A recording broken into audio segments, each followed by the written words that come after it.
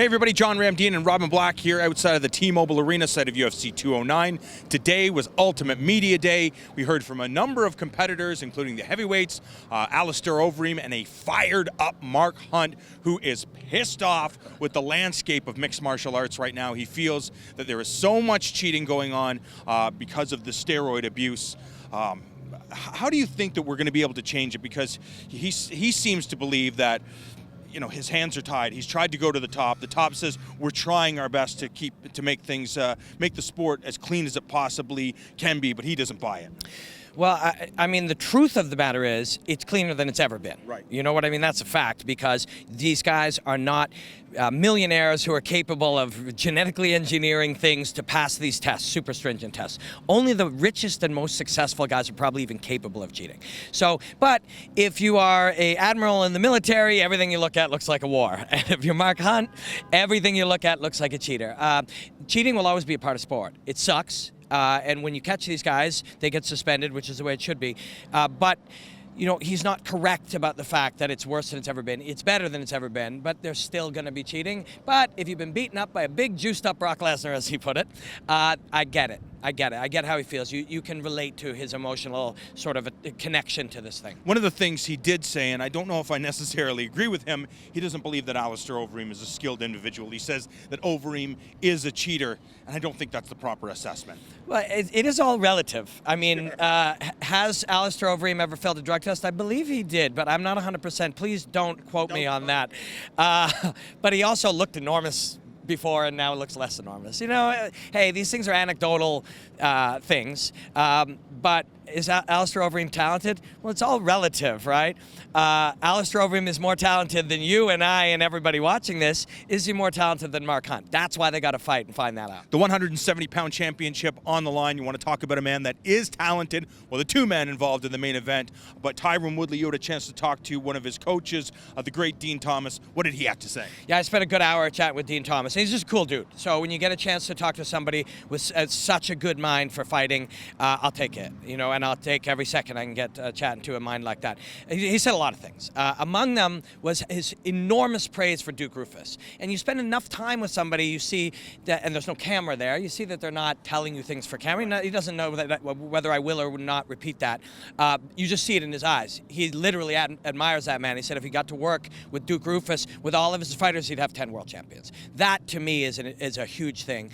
We respect Duke at Fight Network, and anybody we know in the game does, but to hear it from Dean, somebody who's such a high-level mind, I think he's up for Coach of the Year this year, as he should be at these awards tonight.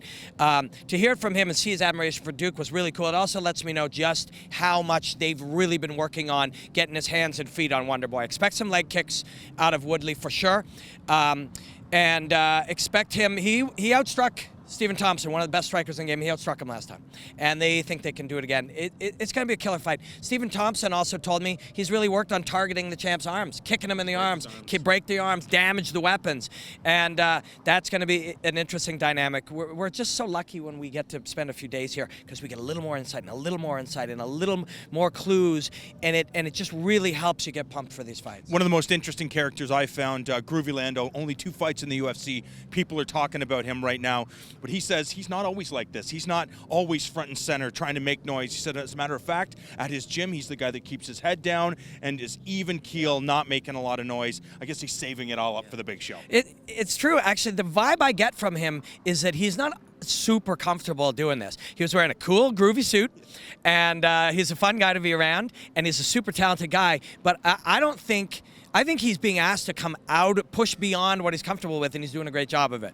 Not that we're here to fucking analyze how people talk on media day, but we kind of can't help it. However, Mark Hunt said it's one of the things he's been working on. He said, you know, a few years back, he wasn't comfortable addressing the media. It was really 1 or 2 word responses. Now he goes on a big rant about things. So a lot of fighters, you know, whether it's because of Conor McGregor or Chael Sonnen or some of these fighters that have been outspoken, they understand in order to get those huge paychecks, you have to engage the audience. It's hard for people to get it, but this thing right here, this that it doesn't mean anything. Look who it is, Duke Roufus. Hey, it's Duke. We were We're just talking about you. Duke Get in Roufus here, right Duke. now. Duke, we were just talking about you. How are you, man? What's going on?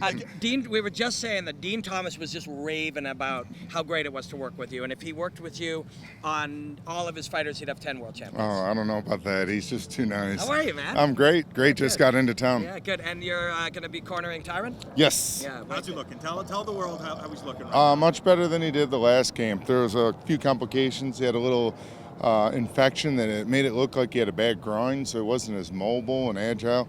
And 2 weeks into this thing, he figured out the traditional martial arts style. Luckily, I grew up doing sport karate, so I understand that. And this has been a very successful training camp. Again, brought in Sage Norcutt, Raymond Daniels, all the usual suspects who are masters of that style. So I'm expecting a really good performance. There's little moments when you're familiarizing yourself with something where you go from not quite getting it to getting it. Right, where suddenly you're familiar with something, and you think Tyron went through that last time, where he was developing in his sensitivity to that traditional style, and then one day he just broke through with it. Oh yeah, he figured it out. Well, there's a reason why the traditional guys aren't that popular or done well in K1 or Glory as well, because there are some points that don't lend to certain aggressive styles. So luckily I know both sides of that.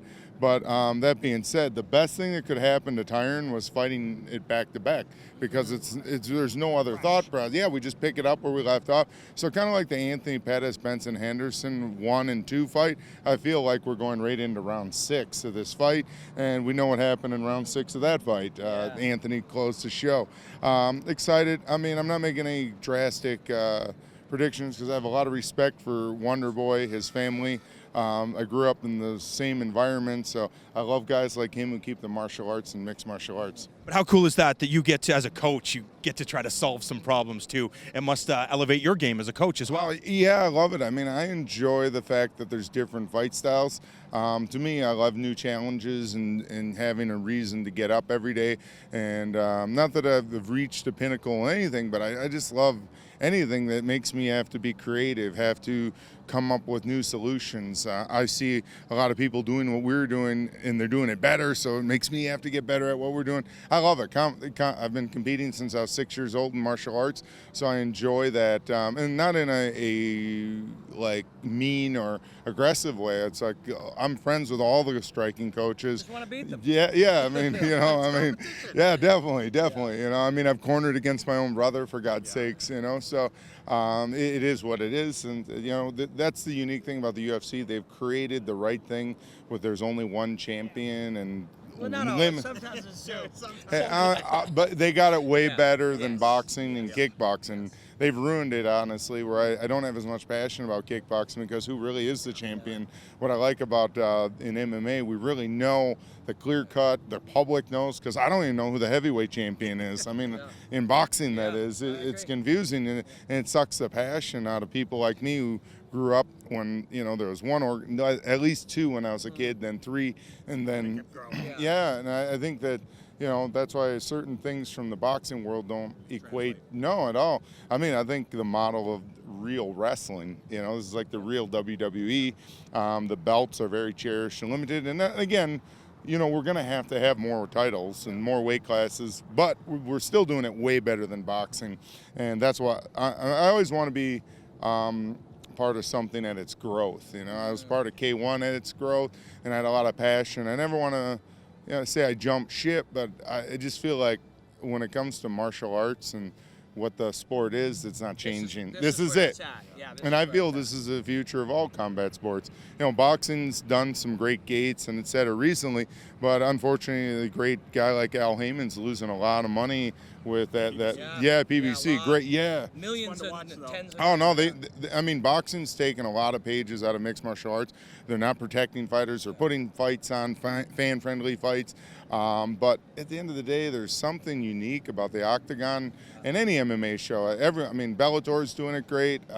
ACB's coming up. World Series of Fighting with my boy Ray Sefu. I mean, it's so. What I love about mixed martial arts, it takes in boxing hundreds of fights maybe to be able to get paid. and make a living. You fight forever as an amateur. What I love, a guy like Anthony Pettis, after 8 fights, he's in the WEC. He's not. I think he's had 30 fights, and he's well off now. Yeah, exactly. I like the quicker return. It's not so damaging on the athletes. I have passion for boxing and kickboxing, but as a coach and seeing people reach their dreams faster, and I'm not saying because the sport's less developed. I just think it's wide open. It's a very unique sport. There's so many ways to win and lose, so many characteristics. Anything can happen, and I think that's why the public likes it. It's an ADD culture. Is it going to be, submission? Is it going to be this? Is it going to be that?